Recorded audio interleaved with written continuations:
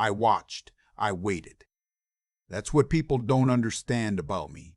They see a quiet old man who keeps to himself, tends his tomatoes in the backyard, drives the same '09 Silverado he's had for 15 years. They think quiet means slow. They think patient means unaware. They are wrong. My name is not important. What I am is a father.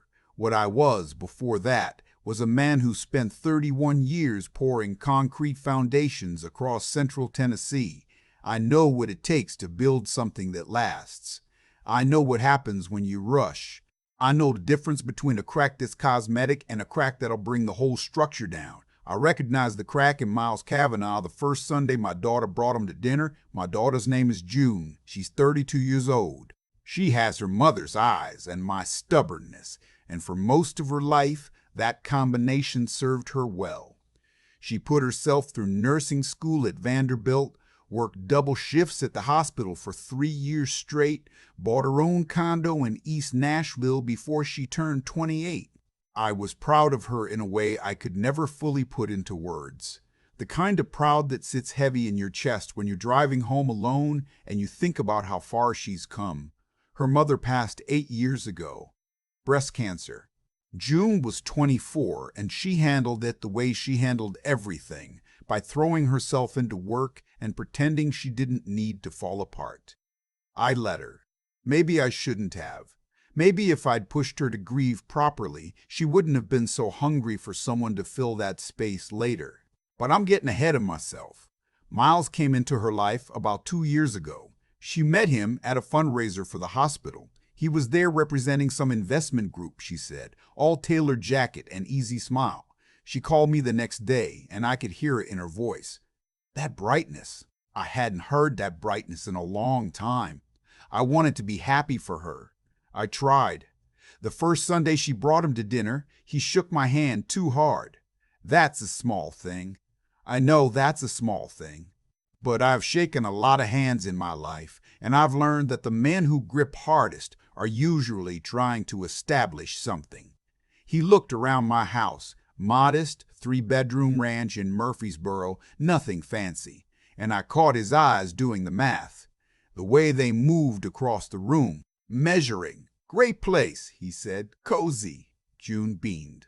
I smiled and said thank you and went to check on the pot roast.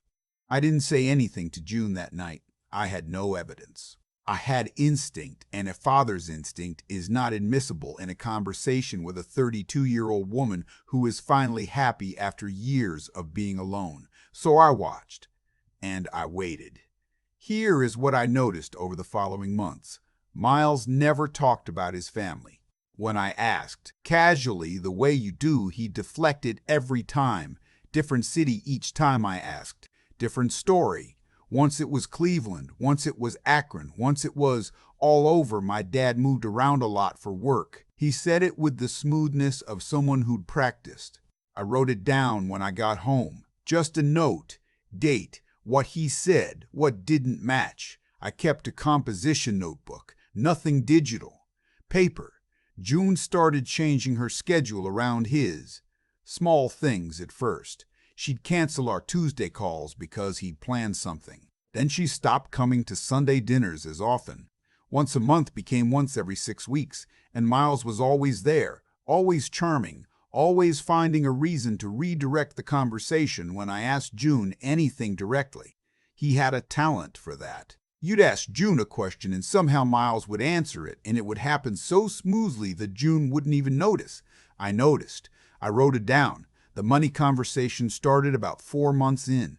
He mentioned over dinner at a restaurant he'd chosen and I'd paid for without being asked that he was working on a significant opportunity in commercial real estate. He needed to move fast. Timing was everything. He looked at me when he said it. I asked him what kind of capital he was working with. He smiled and said, "Oh, I'm well covered. Just always good to have the right people around you." I smiled back and had another roll. What he didn't know, what almost nobody knew, was that 6 years prior, after Sandra passed, I had transferred a piece of property into a revocable living trust, 12 acres out in Wilson County. Sandra's parents had owned it. Left it to her, she'd left it to me, and I'd held on to it the way you hold on to the last physical thing that connects you to someone you loved. I'd been approached twice to sell, once by a developer, once by a neighbor looking to expand, and both times I said no. The land wasn't for sale, it was for June, eventually. The trust was set up by my attorney, a woman named Patricia Odom, who's been practicing estate law in Nashville for 30 years. It was clean, legal, and entirely invisible to anyone who didn't know to look for it. My name wasn't on the deed in any way that would show up in a standard property search. I'd done it right. Patricia had made sure of that. Miles didn't know about the land. June barely knew. I'd mentioned it once, years ago, in passing. I don't think she remembered. I was going to keep it that way. They got engaged 10 months after they met. June called me on a Tuesday morning, earlier than usual. I knew before she said a word. I could hear the specific quality of her happiness, that pitched, breathless sound she's made since she was a little girl with good news. She said yes. I told her I was happy for her. I told her he was a lucky man. I meant the first part. I wasn't sure about the second. That evening, I called Patricia and told her to make sure the trust documentation was airtight. She asked me if there was something specific I was concerned about. I told her I had a feeling. She said feelings were exactly what estate planning was designed for. She reviewed everything and called me back 2 days later. We were fine. The land was protected. I also hired a man named, well, I'll just call him the investigator, a retired sheriff's deputy out of Smyrna who does background work on the side. I'd used him once before years ago for something unrelated. He was thorough and he kept his mouth shut. I paid him in cash. I want to be clear about something. I was not trying to destroy my daughter's relationship. I was not hoping Miles was a fraud. I would have been genuinely relieved to be proven wrong. I wanted nothing more than to open that report and find a perfectly ordinary man with a perfectly ordinary history who simply had a firm handshake and happened to be charming. That is not what the investigator found.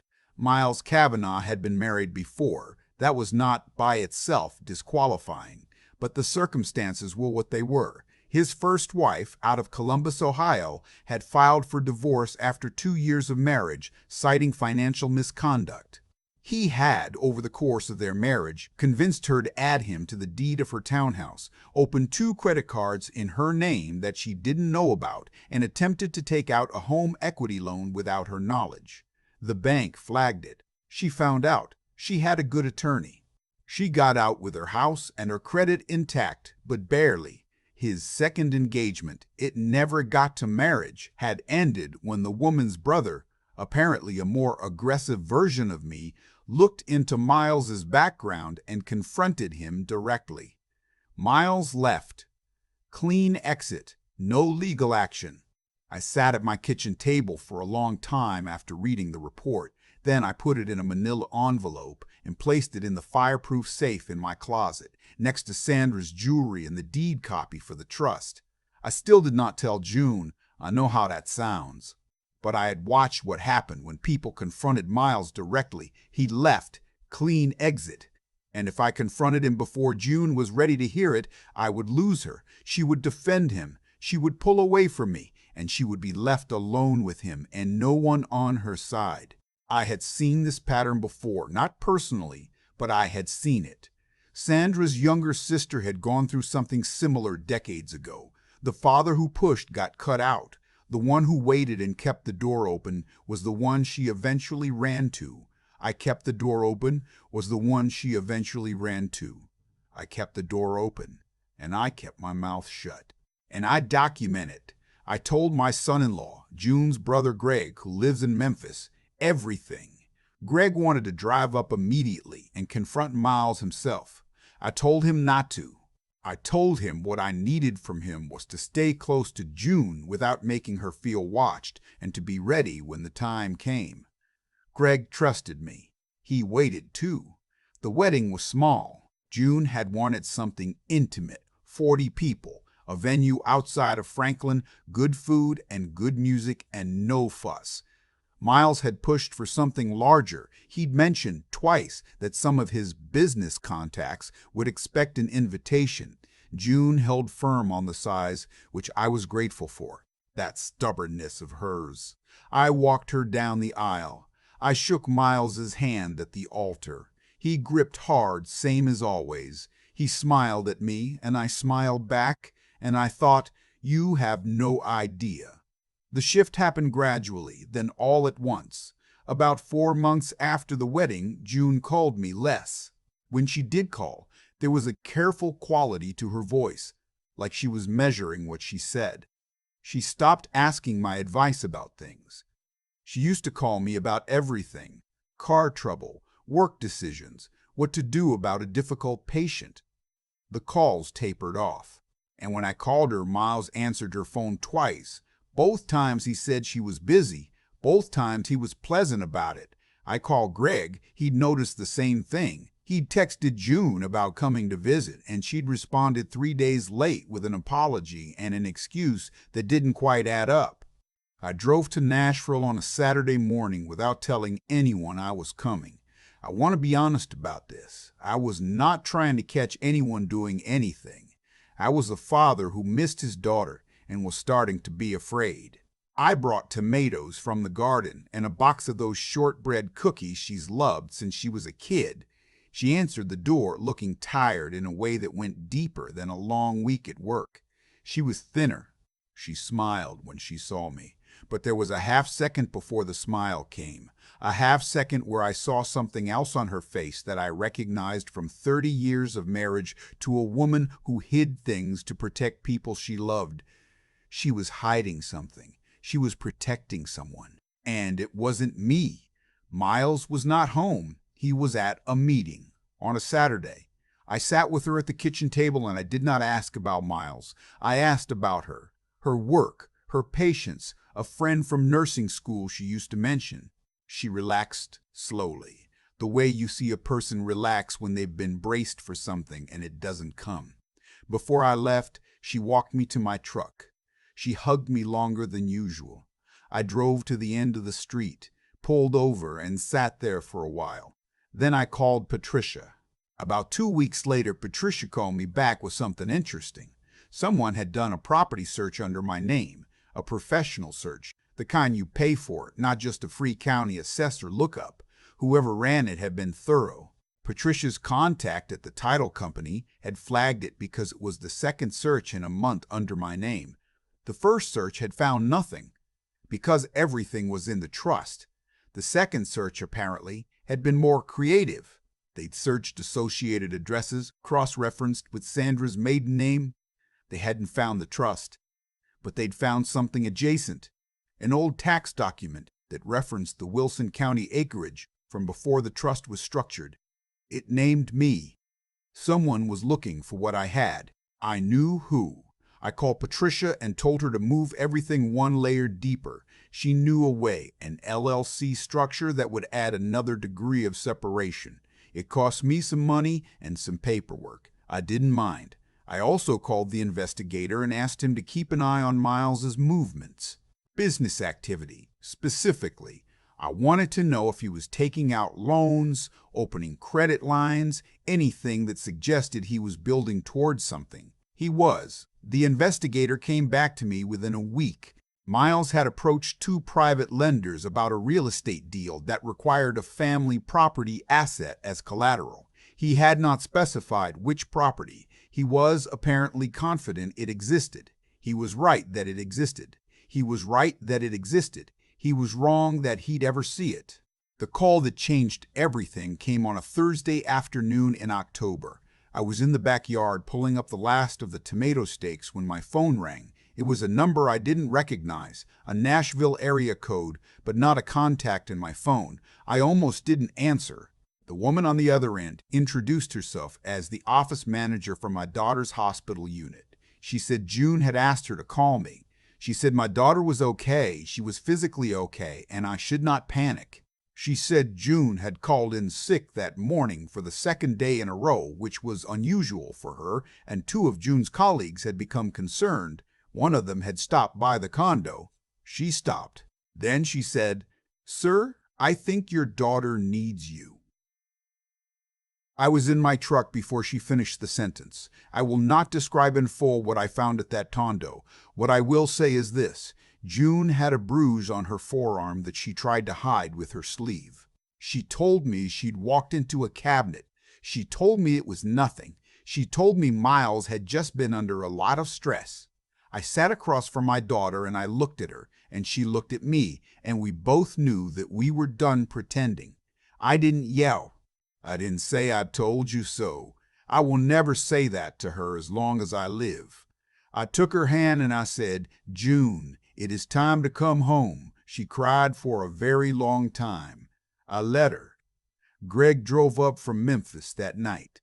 We didn't tell Miles anything. While June was upstairs packing what she needed, Greg and I moved efficiently through that condo, and we took what was hers: documents, her grandmother's pearls, her work licenses, her laptop, and we put it in Greg's car. June's car was in the garage. She drove it herself. We were done in under 2 hours. Miles came home to an empty condo and a note that said, "My attorney will be in touch." That was June's idea. I was proud of her for it. The divorce process was not simple, but it was clean. June's attorney was sharp. A woman June's colleague had recommended, someone with 20 years handling exactly this kind of case. Miles contested everything he thought he had leverage on. He was looking for the land. I know he was. His attorney sent 2 separate discovery requests that seemed designed to uncover assets in my name. Both came back empty. The LLC held. The trust held. Patricia's work held. Miles eventually agreed to a settlement. June would keep the condo, which was in her name from before the marriage. He walked away with what he'd brought in, which, as it turned out, was very little. The investment group he'd claimed to represent had no record of him as an employee. The commercial real estate deal had never existed. He had been living, for some time, on optimism and other people's money. His attorney stopped returning calls about 3 months into the proceedings. I don't know what happened to Miles after that.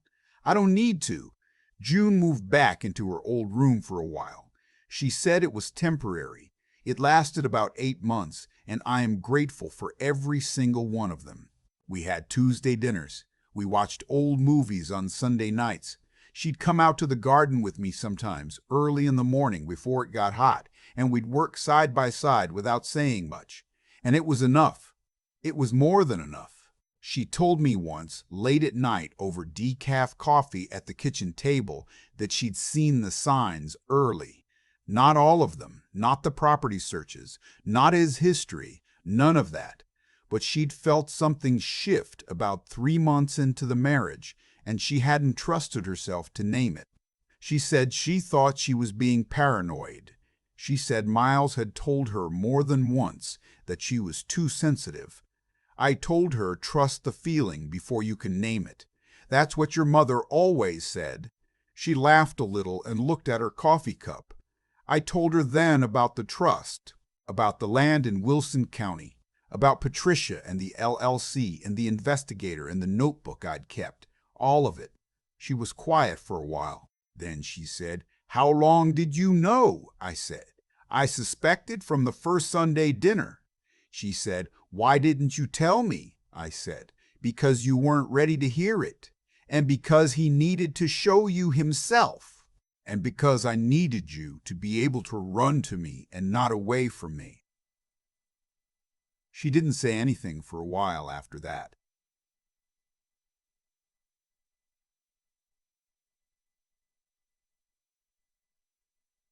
Then she reached across the table and put her hand over mine. "The land," she said finally. "What's on it?" I told her, 12 acres. Good soil. A creek that runs along the eastern edge. Her grandmother's roses, gone wild now, but still there. Still blooming every June. She asked me what I planned to do with it. I said that was up to her. That was about a year and a half ago. June has her own place now. A house she bought in Brentwood. A proper yard. A dog named Biscuit who has no respect for personal space and approximately 4 brain cells.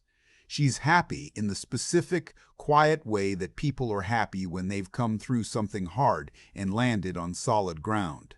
The land is still in the trust. We've talked about it. She's talked about building something out there eventually. Nothing big, maybe a small house, a place to breathe on weekends. I think Sandra would like that. I still keep the composition notebook. Old habit.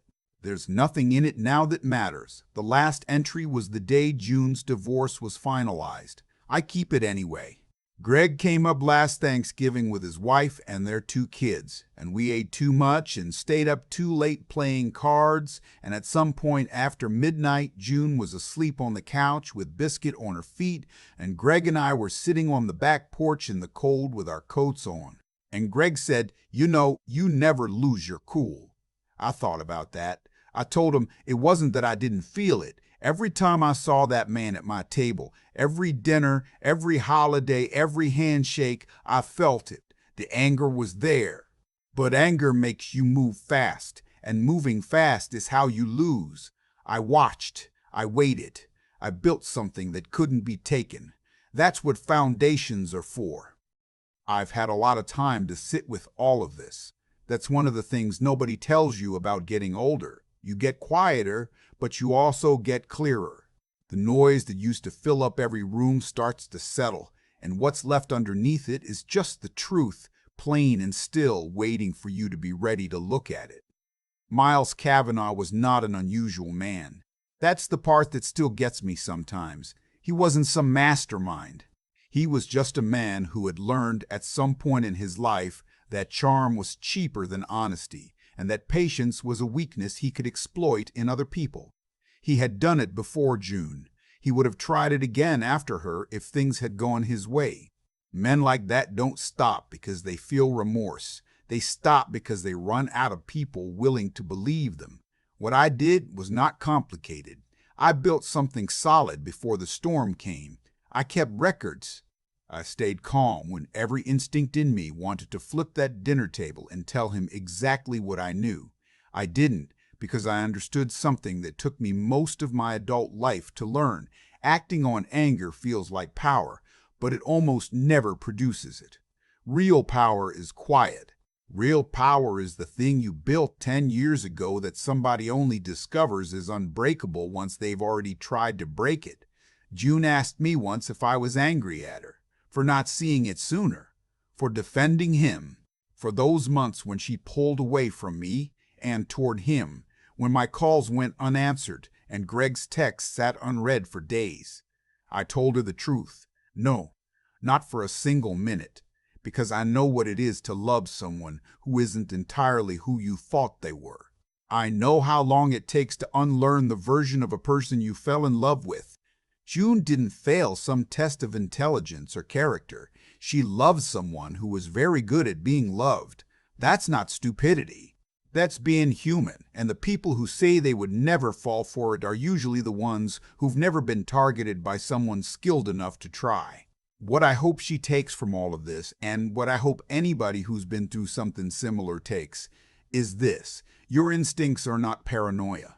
That quiet unease you feel in your chest when something is off, that half second before the smile comes, that careful quality in your own voice when you're measuring what you say around someone, that is information. It is your own experience and intelligence talking to you, and it deserves to be heard. The land is still there.